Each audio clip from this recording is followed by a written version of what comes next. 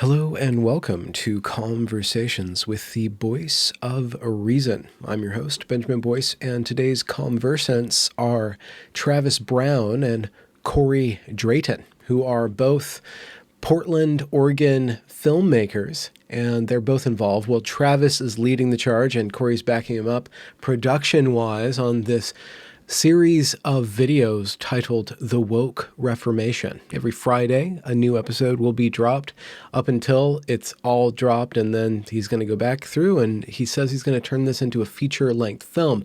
This project, The Woke Reformation, is a series of interviews about the impact that so-called woke ideology is having within various industries, from the academy to the arts and media and so on. So I sit down with these two fine fellows and we speak about their project and how they got involved in this and what their aims are with bringing to light in this manner these issues. Great pair of fellas. Can't wait to have a beer with them when I head down to Portland in the eventual future. But for the time being, I'm going to have to make do with virtual friendship activity, which I have thankfully recorded so you can participate in as well. So without further ado, here is Travis Brown and Corey Drayton. Plus, we got all these recordings, so I'll just compress the hell out of it until we get the right mix. Get you guys nice and saucy, vocal. I have good setup, but my laptop stopped working, and so for some reason my laptop, I bought a webcam and I have a good Rode mic that I plug in that sounds really good, and then my fucking laptop just was like, nope, not working. Oh, damn. So I need to figure that out because, it's very unprofessional of me to have this shitty setup, and I've got, high production quality in the show. Well, yeah, exactly. The show itself that we're ostensibly about to speak about, that's shot in high quality. Dolby Atmos, Dolby Vision. 7.1 surround sound. Just people talking all over the place, right? Yeah. So this is, but it's very dialogue based. What you're working on. Yeah. Corey did some narration. Are we rolling or are we just we just rolled right into it. I'm always rolling, okay. And then I start the cut when somebody says, "Are we rolling?" That's fun. There's a bunch of narration that I do and that Corey does in various episodes, and then there's obviously talking from Douglas Murray and Pete Boghossian and Nancy Rommelman, and eventually I'll put in Oscar Nomani and Ayaan Hirsi Ali and Neil Ferguson. I have so many great interviews that it's hard to put it all in one short series. So I think I'm quite sure I'm going to turn it into a feature film eventually, and Corey and I may do some more filming at that point. So, what's it about? I titled it The Woke Reformation. I was trying to come up with something clever and unique, and not just use the Great Awakening because that's been used so many times. So my contention is that there's a new reformation of public thought. And I mean, it's a reformation of the way in which we see reality. It's not just the reformation of a particular religion, although that is included, right? I mean, there's this split in the Christian church on whether or not the Bible should be interpreted through a social justice or intersectional lens. So it is in part a reformation of Christianity, but it's a reformation of the way in which we interact with and view reality, and it's based on the stuff that you talk a lot about and this just suite of ideologies that's come from the university system, and so the series is about that. It's about my experience growing up in a fundamentalist Christian home. It's about Corey's experience surviving cancer, and we kind of weave in these various stories to relate them to what's currently going on with the woke social justice movement. One of my tacks, as should be apparent by now to my audience, is to ground everything kind of in the personal. Unless I'm talking to a studied professional, then we can jump into the realm of ideas. But I really like the biographical angle, and I think that there's something about within wokeness, they have the term lived experience that they tout a lot. So they're appealing to the lived experience. They're appealing to a reality that's an embodied reality. So that language is in there. Why did you guys decide to go along the personal narrative route? Was that, how does that help? Well, just one thing on lived experience. I don't like to use their terms. I mean, the reason that they use lived experience is because it has more weight to it than subjective experience. It's much easier to dismiss subjective experience than it is lived experience. There's something weighty about that, and that's something you have to take more seriously because it's lived, you know. So I don't like using their terms, but I'll give my reason, and then Corey can give his. But I mean, just interviewing Corey and hearing his really inspiring story about surviving terminal cancer, I felt like I had to weave that into the narrative because it's just such a powerful. It's a powerful story, and it's a powerful metaphor for what we're seeing with the woke ideology. And then, as far as my own personal story goes, I mean, it's going through. Growing up in very far, not far right, but right-wing fundamentalist Christian home where, you know, we weren't told to think specific ways and act specific ways, and if you lived or acted outside of that, then you were considered, you know, evil. And, you know, I was constantly told I was going to go to hell if I just slightly disagreed on some, you know, theological point. And it was just really harmful. And so going through that and having left the religion behind and coming out of that and seeing these parallels in the woke movement, the parallels to heresy and blasphemy and, you know, groupthink and dogma, all of those things that exist on the far left, like, were so similar that it made sense for me to tell my own story to sort of ground it and to have a reference for people to kind of understand.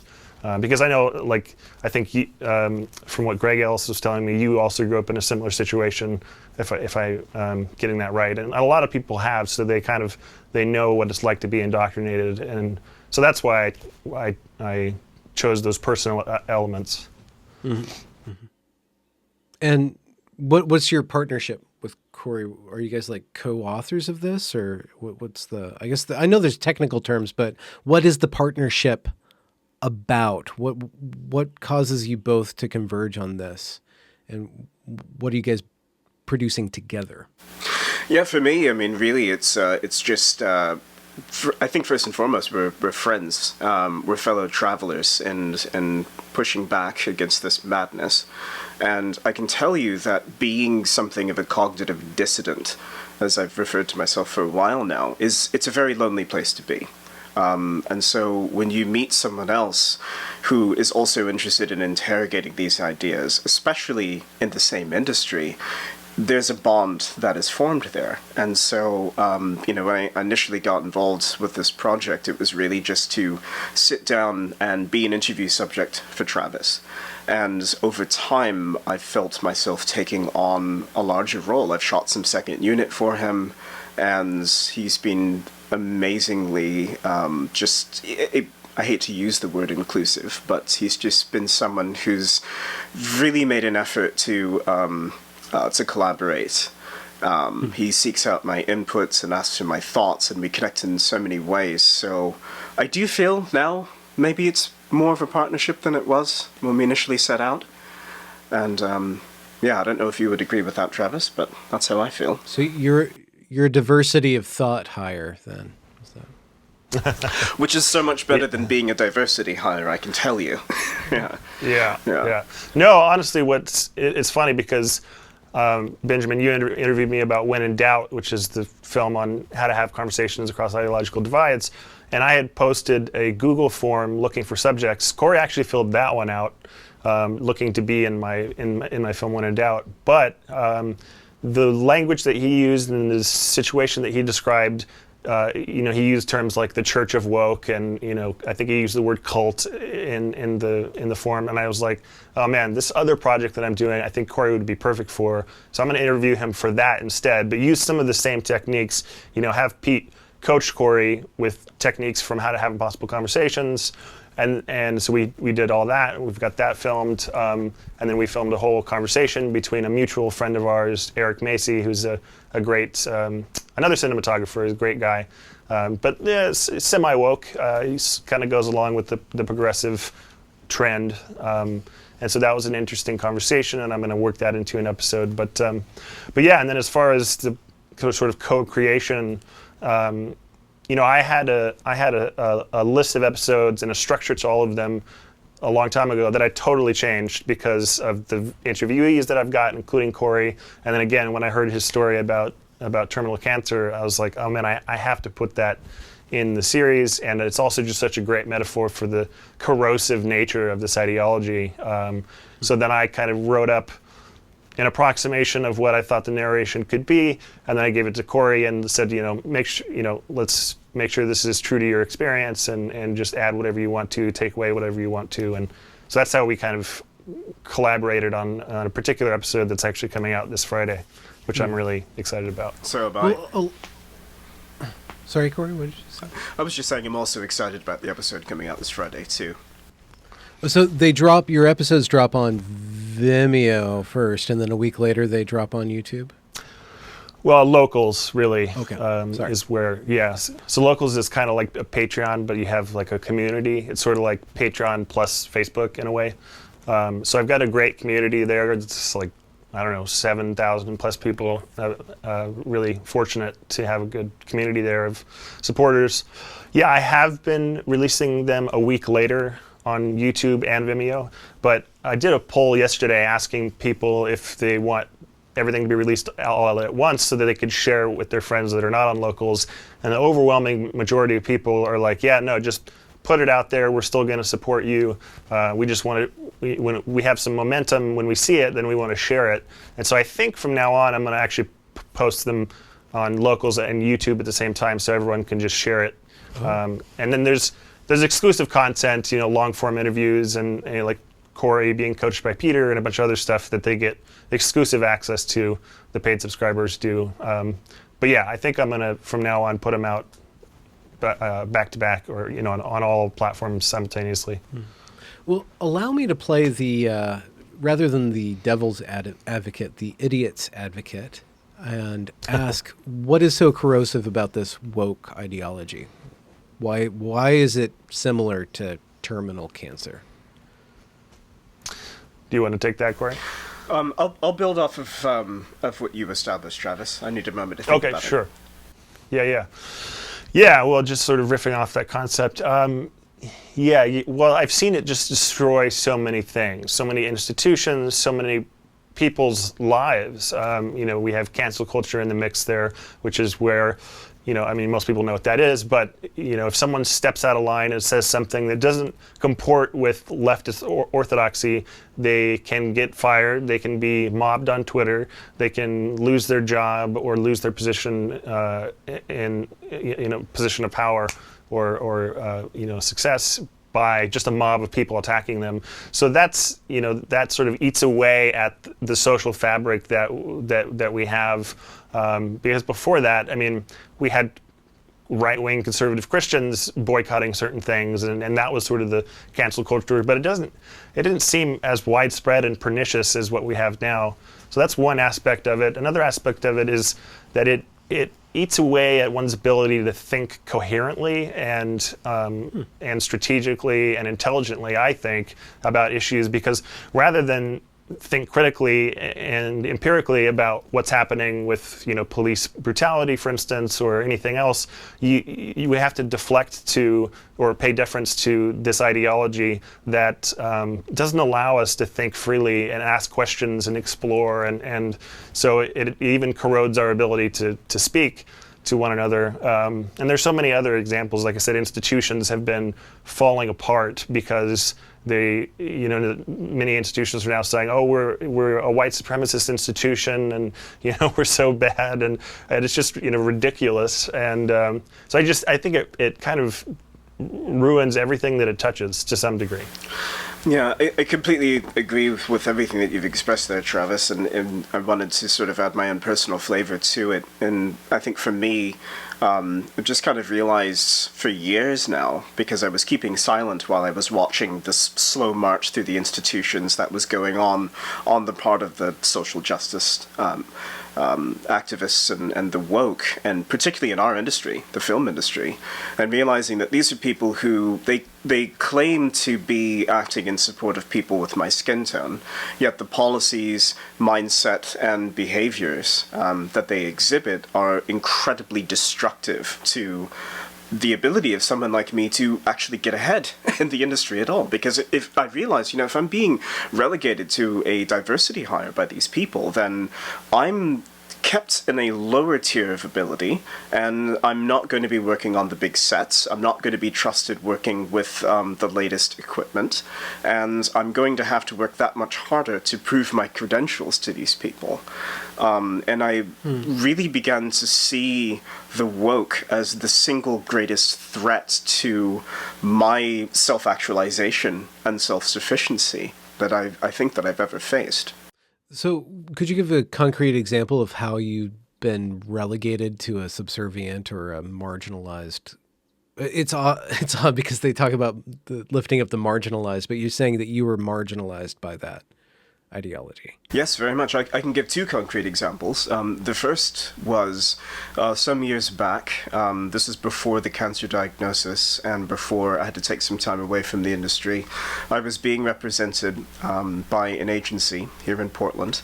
And for your listeners who don't know, I'm a director of photography, a DP, cinematographer. So what that means is that I work very closely with directors to establish the look of a given show.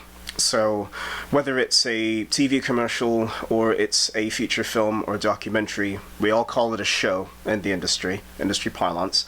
I work with the camera systems and the lighting team and the camera department to realize the director's visual vision, and I'm able also to add my own flavor as well, utilizing the instrument. So it's a very technical, very high stakes position. And we're working with very big budgets. So just to kind of set the context, anyway, I was working with this agent in Portland who called me up one day and he said to me, hey, Corey, have you seen these billboards going up around Portland? These black billboards all over town that said, hey, Portland, is your white fragility showing? And I said, I have noticed a few of those billboards going up. I don't know anything about them. Tell me more. And he said, well, what do you think about them? And I said, I think they're disturbing. I'm kind of disgusted by them. They seem a bit racist to me. And he went on to say, well, there's a book that's coming out, and they want to do, the marketing company that's pushing this book, they want to do some man-on-the-street style interviews of people in Portland and ask them their opinion on these billboards. Now, not to get too technical, but man-on-the-street style filmmaking is super simple. We see this kind of content on YouTube all the time. It's usually someone walking around with a camera, usually has a wireless audio setup, very minimal, usually no lighting. It's film school level stuff. And he asked me if I was interested in the job, and I was intrigued because I didn't know that much about the project. So I said, okay, fine, go ahead and put me forward. Send them my reel, send them my resume, all my CV, and let me know how it goes. And I spent 3 months in a back and forth with these people where they kept asking me for more and more. Well, we're not sure that you have the skills that we need, and do you have anything else you can show us? Do you have any other references? They grilled my agents to prove that I was competent for doing what is essentially a basic film school, film student style of production. And so, I ended up not getting on the show. And then later on, I found out that this marketing campaign was for the book White Fragility. And then it really clicked in my mind, and I said, oh, I see. So these people who are pushing this woke ideology and pushing these ideas didn't think that someone like me, who is someone who ostensibly they're acting in support of, was capable of doing the job of going around the street with a simple camera package and asking people questions about these billboards. So that's one example. The second example that I would share was I was working on a set for a Democratic Party political candidate. I should say that I don't have any particular ideological convictions. I'm not a Democrat, I'm not a Republican, I'm somewhere else. I'm not sure where that is yet, I always have been. But I was working for a big agency that produces a tremendous amount of content exclusively for the Democratic Party. And anyway, we were shooting a political spot. I wasn't the director of photography, I was the first assistant camera on this set, so it's the next position down. The first assistant camera is responsible for pulling focus and is the only person who is qualified to touch the camera apart from the cinematographer. Very technical, to the same degree. Anyway, we were setting up for a very complex shot. I had to get the camera onto a gimbal and a Steadicam setup, and I had 10, 12 cases around me, and I'm rebuilding the camera. I have 20 minutes to reconfigure it and get it ready to shoot, and I have to know exactly what I'm doing. Right, it's fast. We're, burning daylight. And so anyway, the producer comes up to me, and he's sipping his coffee, and he's watching me work. And he leans in, and he looks me square in the eye, and he says, "Just so you know, there will be no monkey business on this set, and I'm watching you."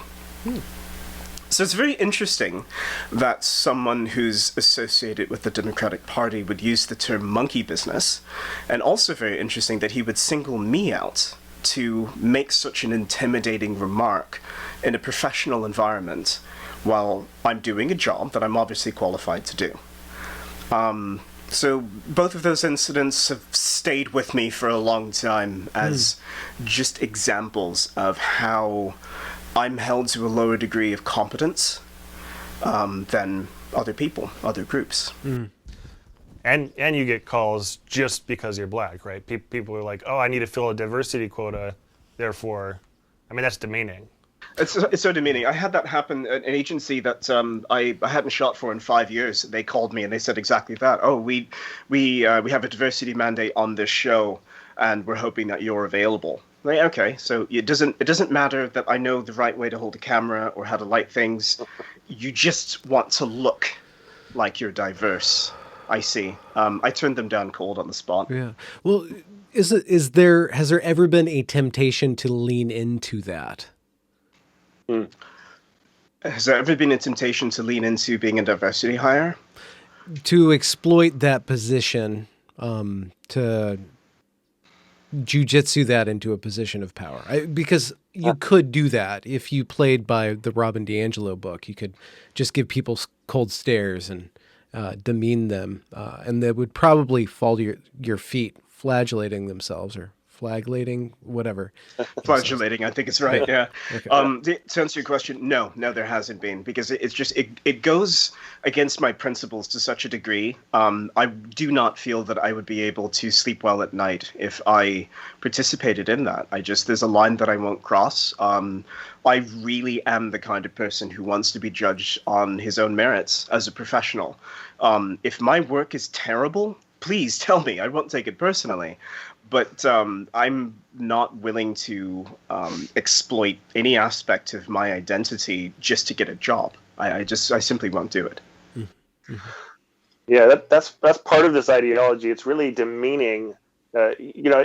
People have pointed out the racist nature of critical race theory that informs like Robin DiAngelo's book and How to Be an Anti-Racist. And it is racist toward white people, but it's also racist toward black people and people of color because it holds them to such a low standard. And I keep trying to tell people like they need to stop being racist because that's what they're doing. And so that's another sort of way in which this is cancerous. Like John McWhorter talks about this all the time. He's a linguist and author who's coming out with a book called Woke Racism. He happens to be black, but he talks about just how like this posturing and these woke acolytes and like Robin DiAngelo and Ibram X. Kendi, et cetera. What are they actually doing to help disenfranchise black people? What are they doing to help the poor people that they claim to be all about lifting up out of an oppressive position?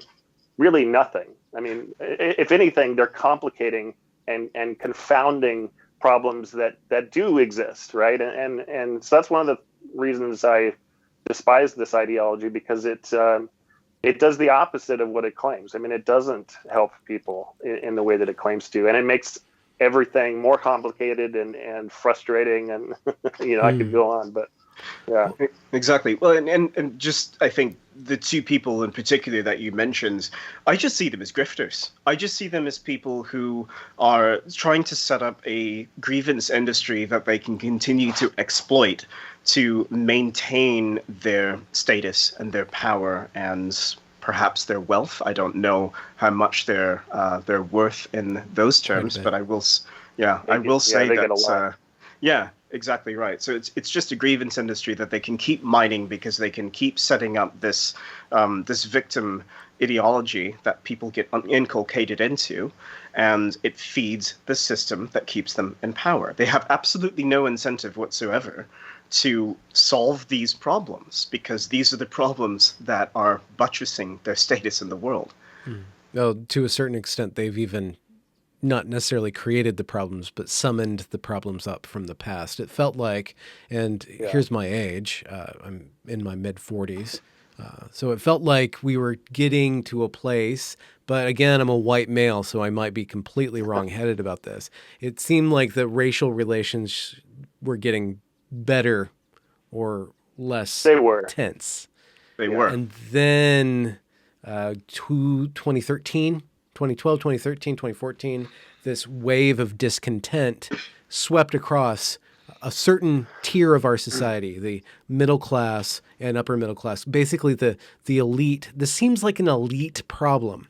It seems like a problem within the elite, a fight for the elite institutions, and basically a disenfranchisement of the elite having actual ties, if it ever did, to the working class or to the normal Joe. Through entertainment, through news, all that stuff is kind of. What do you guys think about that? Like the class nature of what's going on here? Yeah, I mean, that's one of the people like Andrew Doyle and other people have pointed this out, that this is not really a left movement, because the leftists usually care about social strata, and people of lower to middle class positions, and that's not what this is. This is using sort of a neo-Marxist frame for oppressor versus oppressed, and it's not about class. It's about race and other immutable characteristics. And so it's really not even a truly left wing in the traditional sense movement, in my opinion. Yeah, I have to agree with that. I think that's absolutely right. Richard Grannon, who's someone whose work I'm very fond of, said that it was sort of it wasn't even really Marxism. It was a simulation of Marxism, and I really think there's something to that, because when you look at the I guess the end game that you can project out. It does only seem to serve elite, moneyed interest, or entrenched those who are entrenched in the power establishment. And so I do see it as almost a weaponized dialectic that's being used to break up and soften populations that used to be more unified and more cohesive under like a broadly liberal middle class understanding of themselves. It's weaponized balkanization is really how I think of it. Yeah, Right. I've often thought that the upper middle class and elite white people can afford to denigrate their own race because they don't live by pride. Right. They have a different sort of status, but the lower classes, they live by a sense of dignity and pride where it is appended to their heritage. It is appended to these different values. And then once, not to say that white pride is necessarily a thing in the negative sense, but one's identity as a working class person that was in a steel town or something like that, that's just a part of their culture. And to be Right. to watch people calling you out constantly and then forcing you to perform this denigration of your heritage is going to kind of push people even further into the camp of aggression towards Yeah, them. well, and the people who do that, the wealthier white people that you're mentioning, they actually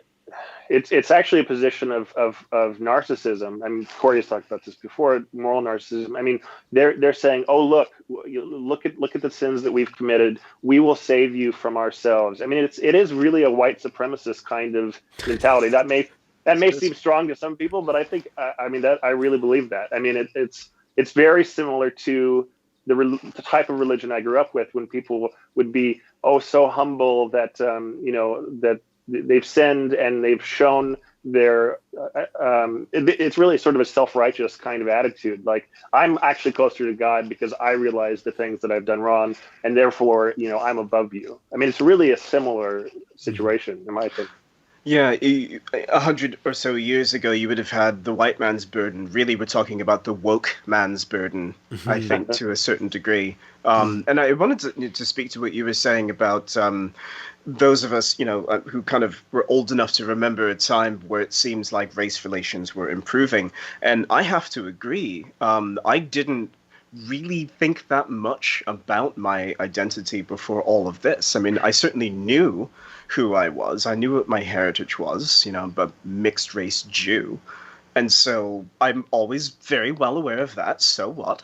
But it didn't factor into my everyday decisions. It didn't factor into what kind of work I wanted to do.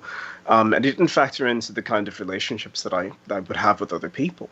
And it wasn't really until 2015 for me when the identity question just became unavoidable. It was the 800-pound gorilla in every single room. And every interaction I was having, I found myself having to constantly reference my identity because people were bringing it up all the time.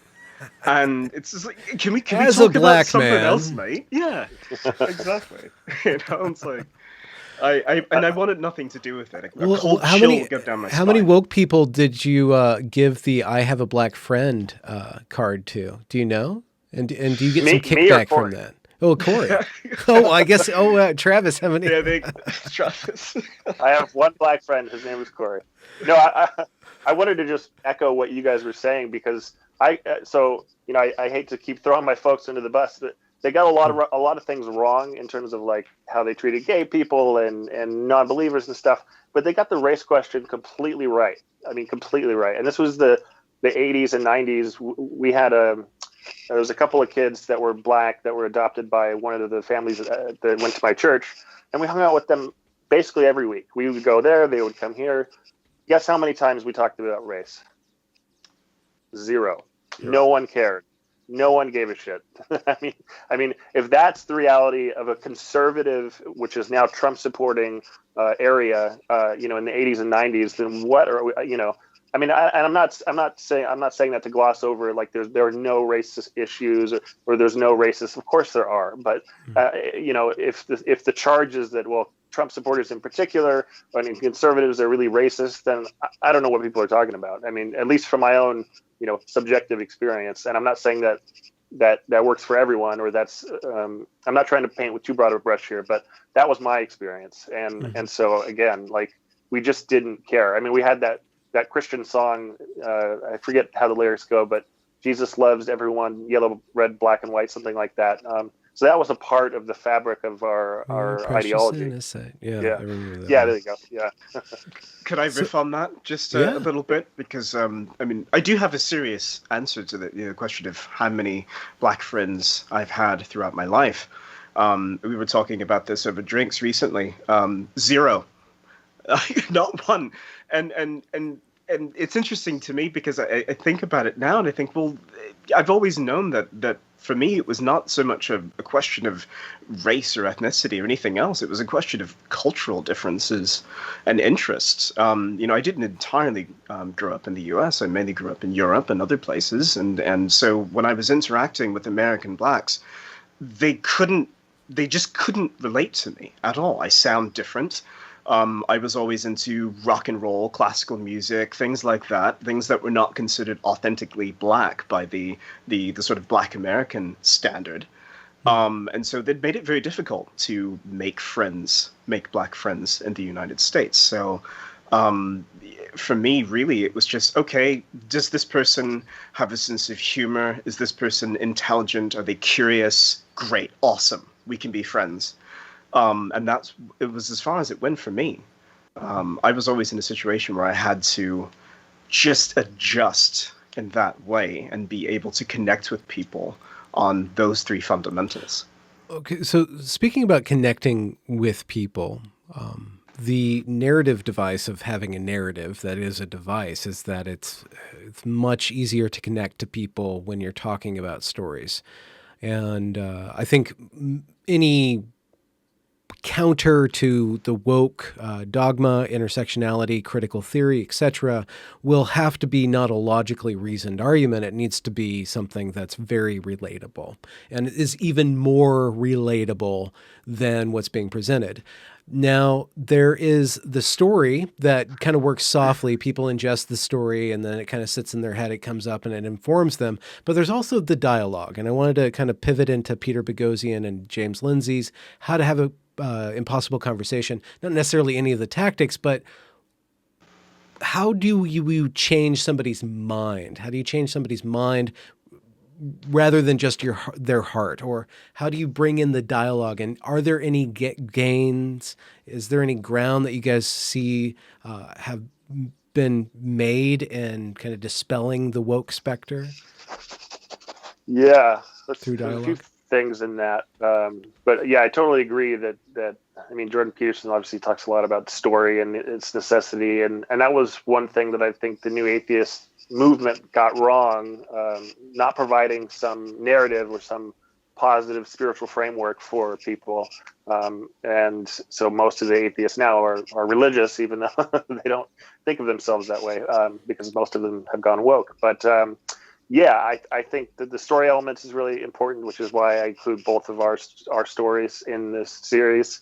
But I do include, as I mentioned, Peter coaching Corey with tools from How to Have Impossible Conversations, because it doesn't necessarily come intuitively to us on how to communicate these really important ideas. We just want to yell facts at people or be like, why don't you think this way? Or why are you? And I fall into that too, with some of my progressive friends. But I've noticed that through telling the story and creating this parallel, saying, listen, a lot of people are actually being indoctrinated right now without realizing it. I know because I was indoctrinated without realizing it, and I came out on the other side, and I see all these little similarities. And just even saying that has gotten some of my friends wow, that's that bothers them, So that to me is, in a way, a sign of hope that they're thinking about this a little bit more deeply. So I don't know if you want to talk about specific techniques, but just in general. So you're sharing observations, yeah, kind of diagnosis stuff. And then, so there's observations and then there's stories. But what about engaging directly with people on the idea front? Is that possible or is that impossible? It depends on the person.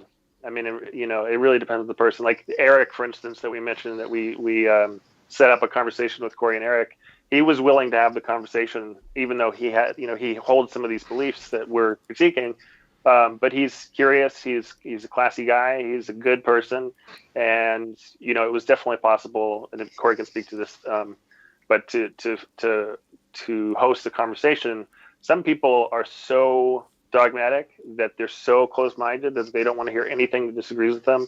I have maybe I shouldn't say who, but someone in my life who fits that description that I had to really kind of let go and not continue talking with, because they were justifying the murder of Aaron J. Danielson, the Patriot Prayer member who got shot in the street by this Antifa radical. And I just thought, man, if that's the way that they think about this, I don't know that I can get through to them. I think it's kind of a waste of my time, sadly. That was in July or August of last year, maybe even September. Yeah. Okay. Yeah, July, I think. Yeah. Yeah. Two things. Yeah. Go ahead. No, go on. I was just opening up to you. Sure. I was just thinking, two things about the impossible conversations and just engaging in direct dialogue. And I say this as someone who would just avoid any and all political conversations. Anytime someone brought up politics, I would find something else to do, like rearrange my sock drawer or go for a walk around the block. I just didn't want to be involved. But I think what's come to me is I've abandoned any attachment to the outcome of changing anyone's mind.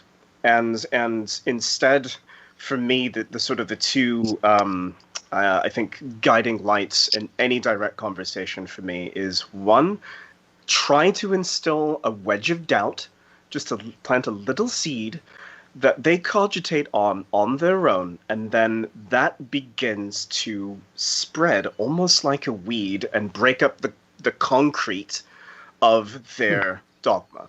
Oh, okay. It's not my job to change their entire mindset. It's my job to get them to doubt their conviction just enough that the rest happens on its own.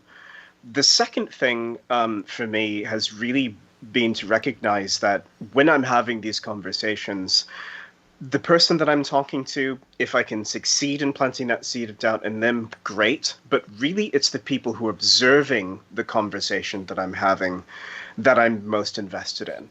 Because if, again, an ounce of prevention is worth a pound of cure. And so if there's someone who's watching this dialogue that I'm having play out live, and they're uncertain, maybe they're sat on the fence, maybe they're not sure which side they're on just yet, being exposed to another way of thinking might be valuable to them as well. So that's my 2P. So you do kind of act like a DP in a sense by just being aware of the lens and the shot, basically being aware not just of the action, but how to view the action, and through that affecting the audience. Yeah. That's right. That's a really good analogy, Benjamin, because really it's in filmmaking we call it mise en scène. That's everything that you see in the frame, from the lighting, the camera position. There's an idea of verisimilitude. How do you create that sense of realness and familiarity in a frame? I do think that does translate into a conversation. There's a mise en scène of a conversation, and an awareness of what's going on in the margins, as well as what's going on right there in the interaction. Well said. And I want to echo Corey's first point. That's something that Daryl Davis talks a lot about, and when I interviewed him for When in Doubt, that's what my other film was all about, is planting those seeds of doubt, and just realizing the importance of doubt, that we shouldn't be so certain, like I shouldn't even be so certain of what I think about woke ideology. I should be willing to change my mind if someone presents some evidence that, oh no, actually there's an aspect of critical race theory that's actually useful. Like, okay, what is it? I need to think about that. I need to not just reject it out of hand and be so polarized in that way. But yeah, Daryl talked about planting a seed and watering that seed every time you see that person, just through conversation, which he's done with. For those who don't know, he's Black, and he's gotten many people to leave hateful organizations like the KKK and neo-Nazi organizations, and he's done that, just as Corey said, by planting that seed and watering it every chance that he got. So I think that's really important. So with regards to the film industry, I don't know if it's possible to change it, you two, on your own, but do you see that you're exploiting a market? I mean, not to be too cynical, but do you see that this kind of storytelling is a necessity? And I do. Yeah. Go ahead. Do you mind if I start with this one? I see it as creating an alternative. Creating an alternative for people who are in the industry, creative people who just want to make good art. They don't want to necessarily be involved in any political messaging one way or the other. They just want to tell good stories and make good content, make good movies. And I think that if I can encourage people to create their own flames, to attract other creative moths to gather around so that we're all working together, we're all creating good art, we don't need the institution of Hollywood. We don't need these massive monolithic edifices of entertainment. We can just go start our own stuff. The fact that I'm sat here with this 4K camera right now, I could go make a movie tomorrow if I had good people working with me and I had enough financial backing and a good story to tell. And I think all those things are assemblable outside of the industry. You can get all that stuff. To a large extent, yes. I will say that the main bottleneck is the talent, is the crew, the people who actually know what they're doing. And so there are plenty of people, I believe, in our industry who feel trapped and feel stuck. You know, they're in so deep in working in the mainstream industry, working in Hollywood, that they know that they're going along with something that they don't agree with, but they're afraid to leave it. And so if we can create alternatives for them, where we can go and work with competent people who also aren't completely brainwashed and part of the Borg collective, then great. And I would like to be a part of that. Well, it sounds like Yeah. you're in a better position than professors are with regards to accreditation. You guys don't have to. I guess there's the MMPA and there's distribution right now, but the new media kind of solves that to a certain extent. To a certain There's so extent. many channels of getting information out there and getting films out there. I think I want to echo what Corey said, but also say that I've been talking to Pete about this. I suspect that given the nature of these corporations and that the bottom line really is to make money, I suspect that capitalism will prevail, and I would assume at least by the end of this year, if not the early next year, we will start to see some of this kind of content that we're creating on bigger platforms, because I think that there's a hunger for it. And I think that people will pay money for it. I know they will, actually, because I've gotten so much great support. And so I think that some of the bigger platforms will come around and show, this kind of content that goes against the orthodoxy, because they want to make money, and they can. I mean, this happened to Shelby Steele and Eli Steele's film. I don't know if you're familiar with that story, What Killed Michael Brown. And yeah, so it happened with them. I think it's going to happen more and more. What I happened really with what happened to Michael Brown? Did it get picked up by a big thingy? Well, so Eli Steele, who directed it and is the son of Shelby Steele, he tried to put it on Amazon, and they kept getting it rejected, even though he's a well-known filmmaker. He's been doing this a long time. They kept rejecting it and not giving a clear reason as to why it wouldn't go on Amazon's platform. And so it was just sort of sitting there, and they kept trying to appeal it, and it was just going nowhere. So they're like, okay, we're going to use Vimeo instead, and we're going to debut it on Vimeo. So they debuted it on Vimeo, and then it just racked up a bunch of money because people wanted to see it. And then on the same day after that happened, Amazon was like, oh, we're going to put this out now. And so they put it out. So I think they saw what was going on, and they realized they can make money from this, and that's why they ended up publishing it. Yeah, it might be the case that there are a bunch of middle people that do a lot of the gatekeeping ideologically, but then there's the money people that actually look at the numbers and override them. Maybe, Yeah. I don't know. It's a black box, but Right. I wonder. It makes sense. And I'll also just say, I've been really encouraged just in terms of all these people in the film industry and other industries reaching out to me locally and elsewhere, just private messaging me. I mean, I've almost only gotten really positive private messages. I mean, I was just talking to this girl on Instagram today who happens to live in Portland. I've never met her, don't know who she is. She's a nurse, and she's like, just let me know what I can do to help you, So it's amazing, the support that I didn't really expect that. I didn't know what to expect. I mean, I've, as Corey knows, I've missed so much sleep this year because I have really high level of anxiety about this. And, I just don't know what people are going to think, or is my reputation going to be ruined? I have no idea. And so I'm on so little sleep that it's really rewarding to see people come in and support it. And also thanks to you, Benjamin, for doing this podcast.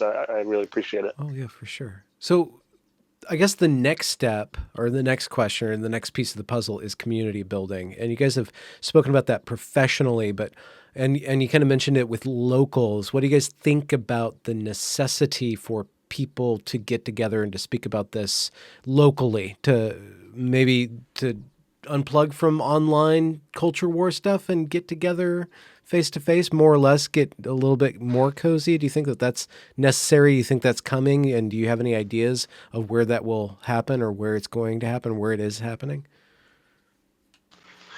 I would say it's necessary, but not sufficient. And I will also say too, I'm working in a few different projects in a few different avenues to bring about just that. As I found myself connecting with more and more people all the time who just want to get together and talk and feel a current of sanity in the room. So yes, absolutely essential. This degree of sufficiency, to speak to that, I think that it can't just be talk.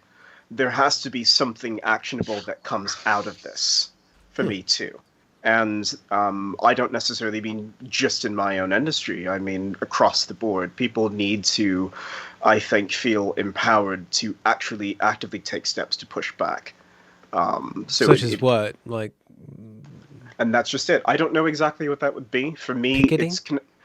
For me, it's creating. It's having a sense of whether or not I can do projects where I know that I have a crew of people who I can work with because everyone is on the same page to keep politics out of it or keep wokeness out of it, whatever that looks like.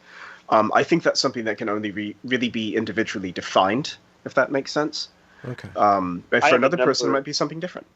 Yeah, I was going to say I have a number of suggestions because I have 2 episodes at the end of the series that are dedicated to what people can do, to the steps that people can take. So Douglas gave a number of great examples. Nancy did. I think maybe Pete, a few other people. Ayan, maybe you gave some examples. I couldn't recount them all here at this moment, but in terms of taking action, parents whose children come home and say they've been taught this anti-racist nonsense or critical race theory, or they're evil if they're white, or you're a victim if they're black.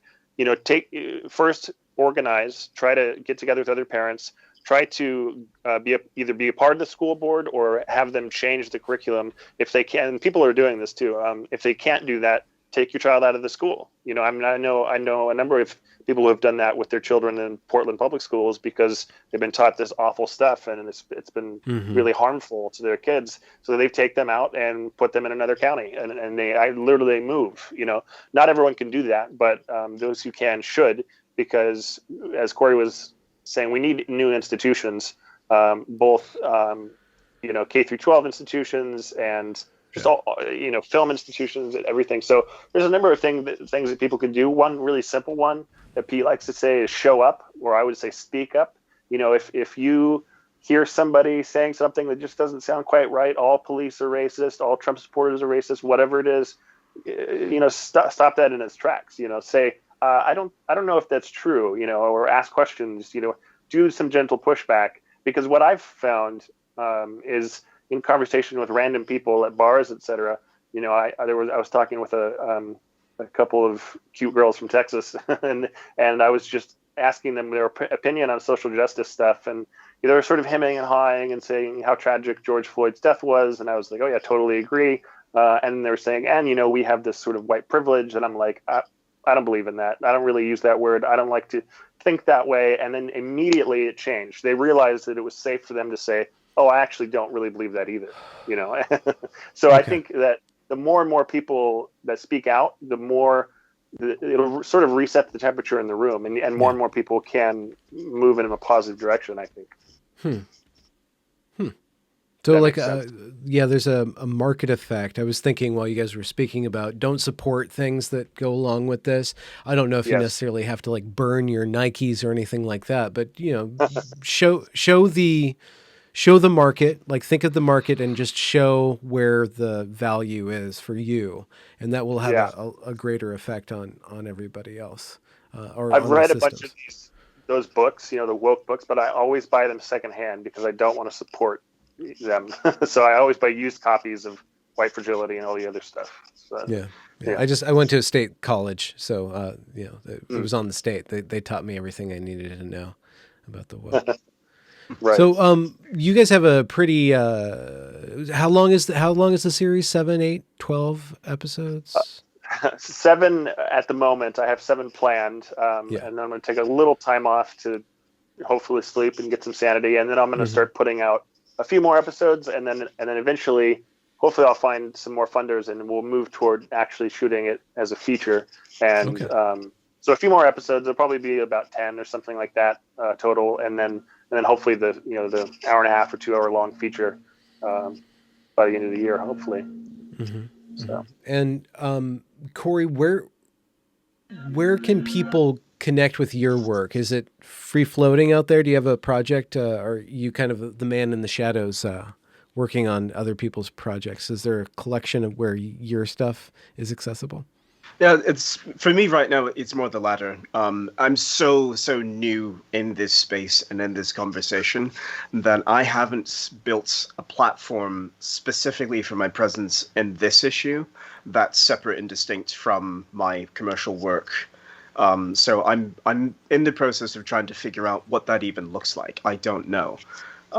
So really, I think primarily people who watch Travis's film, they can connect with me via locals that way. I'm not I'm not hard to find.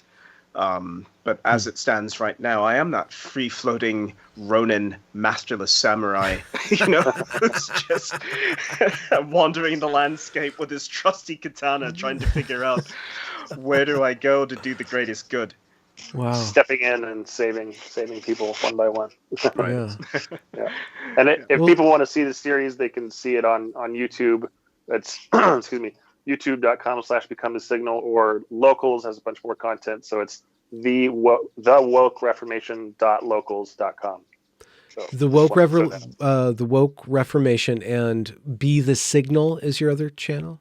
Become the Signal. Become the Signal. Okay. Yeah. What's that from? Is that kind of a Gandhi meets Radiohead reference?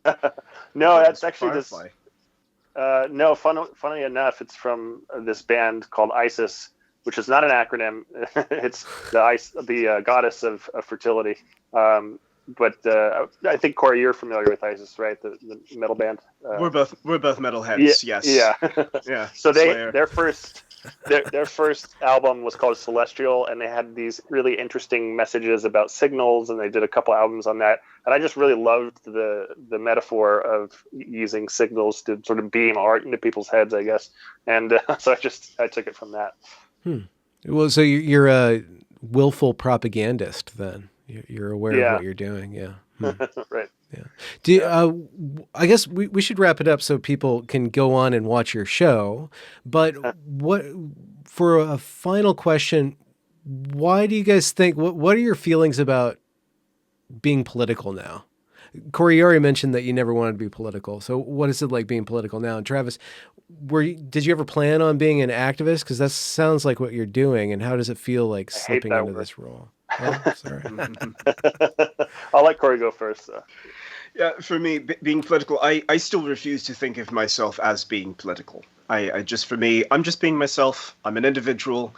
And I just try to connect with people on that basis. And if we're talking about political issues, I'll give my opinion.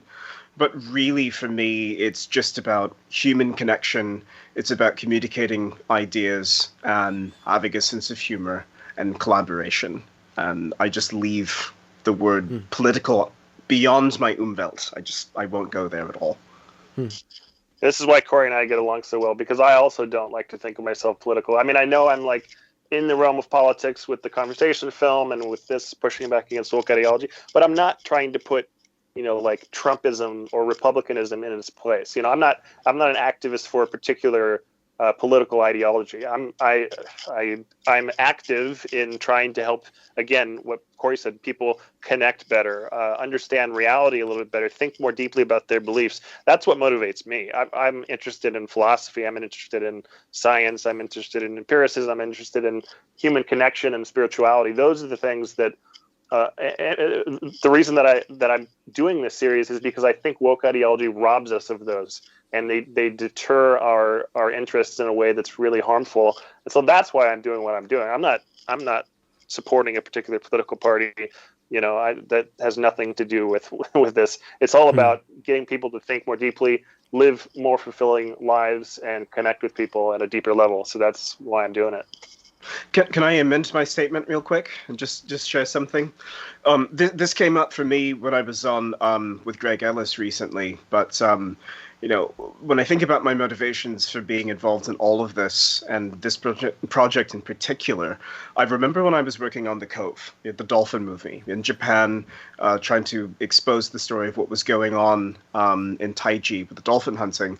And when you set out to work on a project like that, you think that you have the whole story, you have a pretty good thesis behind you, and then something shifts and changes. And for me on that show, it was meeting Richard O'Berry.